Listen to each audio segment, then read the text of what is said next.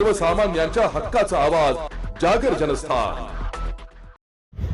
धुळे जिल्हा परिषदेच्या कैलासवासी यशवंतराव चव्हाण सभागृहात मंगळवारी दिनांक 18 जून रोजी जिल्हा विकास समन्वय व संनियंत्रण समितीची दिशा समिती महत्त्वपूर्ण आढावा बैठक पार पडली।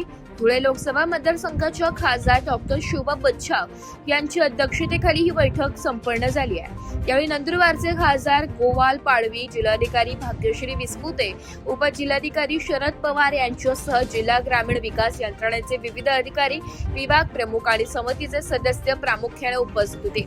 जिल्ह्यातील विकास कामांची सद्यस्थिती आणि प्रशासकीय नियोजनाचा या प्रसंगी सर्वांगीण आढावा घेण्यात आलाय। सकाळी ठीक 11 वाजता सुरू झालेली ही महत्त्वपूर्ण बैठक तब्बल 6 तास चालली आहे। या प्रदीर्घ बैठकीत प्रशासकीय अजेंड्यावरील सुमारे 100हून अधिक विषयांवर सविस्तर चर्चा करण्यात आली।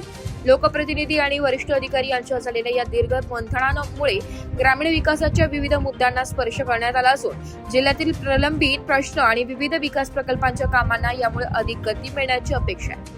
जागर जनस्थानसाठी रूपक बिरारी, धुळे।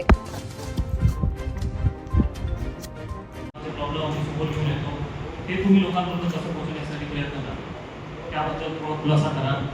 त्यानंतर प्रत्येक योजनेत एक स्वतंत्र प्रसिद्धी भेटते की नाही, त्याच्याबद्दल तुम्ही काय घेता त्याबद्दल थोडं मला माहिती द्या।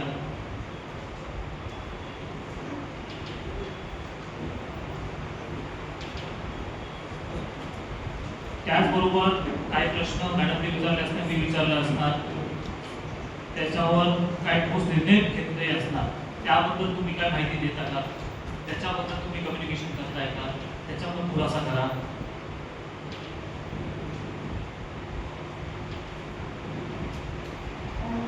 केंद्र शासनाच्या योजनांचा लाभ अधिकाधिक नागरिकांपर्यंत पोहोचावा यासाठी आपण काय प्रोसेस फॉलो करतात त्याबद्दल थोडंसं खुलासा करा।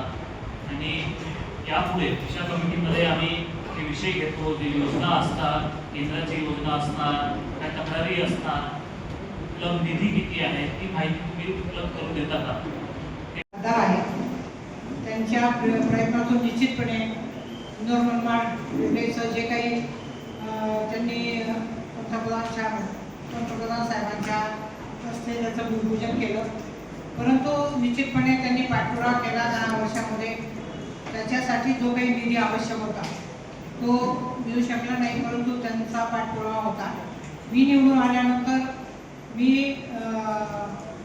केंद्रामध्ये आपले रेल्वे मंत्री सन्माननीय अश्विनी वैष्णव साहेब यांच्याकडे पाठपुरावा केला। त्यांना सांगितलं की ज्या प्रोजेक्टचं भूमिपूजन सन्माननीय पंतप्रधान महोदय यांनी केलेलं आहे त्याच्यासाठी आपण बजेट तरतूद करावी, की जेणेकरून आपल्याला हा ड्रीम प्रोजेक्ट आहे आणि इंदोर ते मनमाड आणि पुढे मुंबईला ही रेल्वे सुरू होईल आणि त्या माध्यमातून दळणवळण सुधारेल आणि जे काही कृषी माल असेल, इतर व्यापारी वर्गांना देखील एक चांगलं ॲक्सेस मिळेल।